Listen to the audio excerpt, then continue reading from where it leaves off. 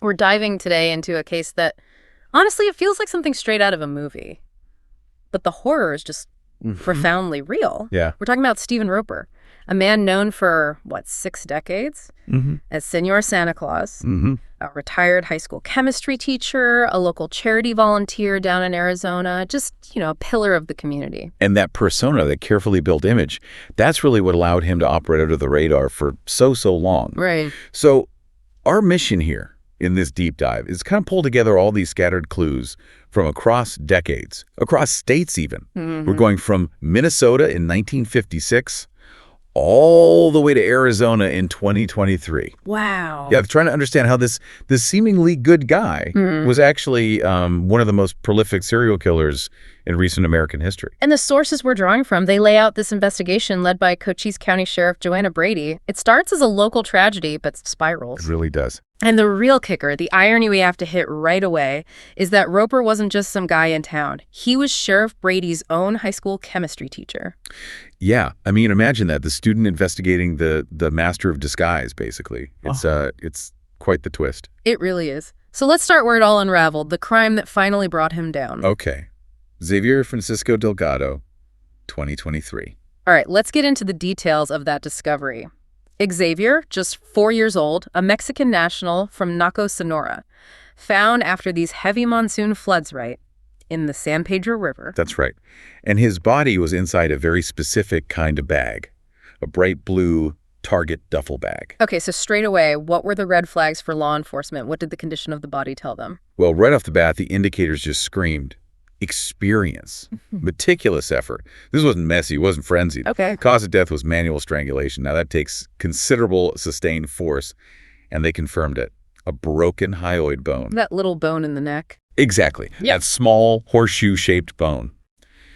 When that's broken, it almost always points to, throttling, sustained pressure. That detail alone, it suggests someone who knows what they're doing, not a first-timer. Precisely. But the real sign of calculation, I think, was the effort to destroy forensic evidence. How so? The victim's body, it had been treated with bleach, and maybe even more telling, his fingernails were clipped way down, like down to the quick. Wow. Okay. So the killer knew about DNA under the nail. Oh, absolutely. Newer DNA typically hides and took, aggressive steps to get rid of it, to destroy any chance of leaving a trace there. You mentioned something earlier before we started about his clothes. Something about the shoes was really strange. Yeah, that was the detail that initially just baffled everyone. Yeah. He was wearing one sneaker, just one. Okay. And it was this high-top sneaker, but it was several sizes too big for him. The matching shoe. That was found loose inside the duffel bag. There's a butt coming, isn't there? There is. The shoelace from that second shoe was completely missing. Yeah. Gone. Why? I mean, why go to the trouble of bleaching the body, cutting the nails, and then leave this bizarre shoe situation and take just a shoelace? It defies simple logic, doesn't it? Mm-hmm. The sources suggest this wasn't just sloppy. It might have been part of the killer's ritual, some kind of psychological signature.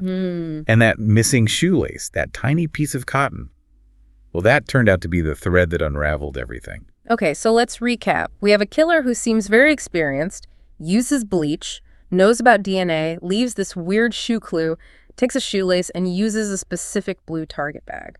How did they get from that to Senor Santa Claus, the retired teacher? Right. The breakthrough really came from good old-fashioned intelligence gathering, local knowledge. Okay. Authorities worked with Captain Arturo Peña, who was active near the Naco migrant camps, and he had an informant, a woman named Anya. And she had seen something. She reported that Xavier, the little boy, was last seen inside the Free Store charity truck. The truck run by Stephen Roper. For his Hands Across the Border charity, the guy giving out aid, shoes, clothes. Exactly, the perfect cover. Roper was, universally trusted because of this work. He ran that Free Store truck, which gave him access. Access to vulnerable people? Yes. And a totally plausible reason for driving around a lot, carrying large bags. And he used the same kind of bag he supposedly used for charity to dunk the body. The audacity. It's chilling. Yeah. Detective Howell confirmed it. The local Sierra Vista Target had recently sold out of that specific blue duffel bag, that dye lot. Did Roper deny buying them? No, that's the thing. When they asked him, he just admitted buying 5, said they were for transporting charity lunches, completely normalized the key piece of evidence. Wow. using his good deeds as the actual tool for the crime. Yeah, the irony is almost unbearable, as you said. That good guy facade was his primary weapon, really, his murder apparatus. But they still needed that concrete physical link, the DNA. How did they get that without tipping him off that he was the prime suspect? Oh, well, that's where some careful police work came in. Standard procedure, really, but crucial here. They needed his DNA, but quietly. So they started surveillance. They called it internally Operation Garbage Can. Operation Garbage Can. Can you explain that? What does that actually mean? It's basically what it sounds like, though maybe a bit clinical. Yeah. It means collecting DNA evidence that someone has abandoned. Discarded items. Like from his trash. Exactly. Could be a used coffee cup he tossed, a tissue, something from his household trash bin left out on the curb. They recover it, take it to the lab, and extract his DNA profile. And once they had that DNA, the whole picture just exploded, didn't it? But hang on, let's go back to that shoelace first. When they finally searched Roper's place, what did they find? Did they find the shoelace? They did. And finding it confirmed, this wasn't just random collecting. He had a system, a detailed pathological system. How so? Investigators found his trophy collection. It was kept in, of all things, a cigar box. And inside was Xavier's missing shoelace. Okay. But here's the detail. It had been intentionally dipped in blue ink. Blue ink. So it wasn't just a trophy, it was cataloged. He was marking his victims by gender. That's precisely what the evidence points to. Blue ink was his marker for boy victims. This discovery just instantly showed how calculated Roper's decades of horror really were. A highly organized mind hiding behind that Senor Santa Claus mask. It's deeply disturbing. And what's also fascinating, or maybe terrifying, is that the sources say Roper himself had these internal confidants all along. Voices he called Hoot, King Kong, and Sherlock. Wait, voices in his head? Apparently. Guiding him, validating his system, almost like cheerleaders for his killings. That internal pathology mixed with that perfect external image, it's chilling. Okay, let's rewind the timeline now. Because that DNA from Operation Garbage Can didn't just solve Xavier's murder, it blew open a cold case from how long ago? 61 years earlier. More than 60 years back. The DNA was a direct match to evidence from the 1962 murder of Amanda Hudson. She was 21, killed in North Dakota. And what was the evidence from 1962? How did DNA survive that long? It was a palm print, found on Amanda's broken glasses right at the crime scene near Turtle River. Palm prints can contain enough cellular material for DNA profiling, especially with modern techniques. And Roper himself, incredibly, explained that palm print later, didn't he? During his confession, he explained why he changed his methods after that attack. He did, the scar story. He told investigators quite casually that Amanda, who you referred to as the Turtle River bitch, bit his hand really severely during the attack. And that bite. That bite, that injury, it taught him a grim lesson, a career-altering lesson for a serial killer. After that, he started wearing gloves. Always. Religiously. So 1962 was a turning point. He adapted his MO to become even harder to catch. Exactly. To minimize any forensic risk, like leaving prints or skin cells. So, okay, 1962 wasn't the beginning then. Where did this all start? The sources trace it back even further, right? So 1956, Minnesota. That's right. Fertile Minnesota. He was just 11 years old. 11. And who was the victim? His first kill, meticulously planned even then, was his step-grandmother, Lucille Hawkins. He called her his evil step-grandmother. How did he do it? At 11. He confessed to using fishing line, stretched it across the top of the front stairs to trip her. When she fell and hit her head, he apparently made sure she was dead. Then he stole her gold wedding ring. And nobody suspected. It was ruled an accidental fall at the time. He got away with it, tested his method at age 11, and learned, that his calculating mind could fool everyone. And the escalation continued. Pretty quickly. 5 years later, in 1961, he murdered a Cub Scout, Brian Olson. He nicknamed him Cotton Candy Boy, drowned him in Arthur Lake, took his wolf pin as a trophy. God. And then he becomes a teacher. Yeah, settled into his teaching career in Minnesota. Seemed perfectly normal. But he used his summers, those long breaks, for what he actually logged meticulously as his killing journey. That's how he did it. Maintained the respectable cover during the score year, then traveled across the country in the summer, targeting places where nobody knew him. Small towns, local events. Exactly. Less chance of being connected. And that trophy box, that cigar box, it essentially maps his travels and the sheer range of his victims. It's like a horrifying travelogue. What other examples were there from the box? Oh, there are many. The sources mention a squash blossom necklace taken from Inez Johnson in Arizona in 1972, a distinctive belt buckle from someone he called Maze Man, also Arizona in 1976. A class ring from Janice Jensen in Nevada in 1981. A yellow ribbon belonging to Calvin Dobbs, Kite Boy, in Oregon, 1982. Looking at those items, a necklace, a buckle, a ring, a ribbon, they aren't valuable in terms of money, but they're deeply personal, aren't they? Absolutely. It wasn't about theft for profit. It was about power, possession, and maybe documentation for it. These weren't just souvenirs, they were proof. Proof he did it, proof he got away. He chose items that were hard to trace financially, but meant everything to the person he killed. It linked him to their final moments, forever. Let's just quickly redefine that MO again. The signature that tied all these cases together over decades. Okay. The pattern was quite rigid, really defining. Manual strangulation was almost always the method.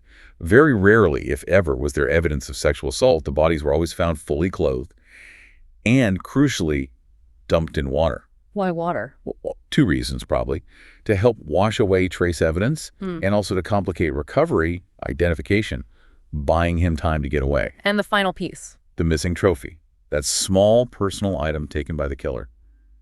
That was the constant signature. Okay, let's fast forward now to the end game, the final confrontation. And it wasn't a police officer who blew his cover, was it? It was a reporter. That's right. Marla Shackelford, an investigative reporter. She went to Roper's house wanting to interview him about Azier Delgado. Which basically told Roper the police were onto him. Exactly. It alerted him that the net was closing.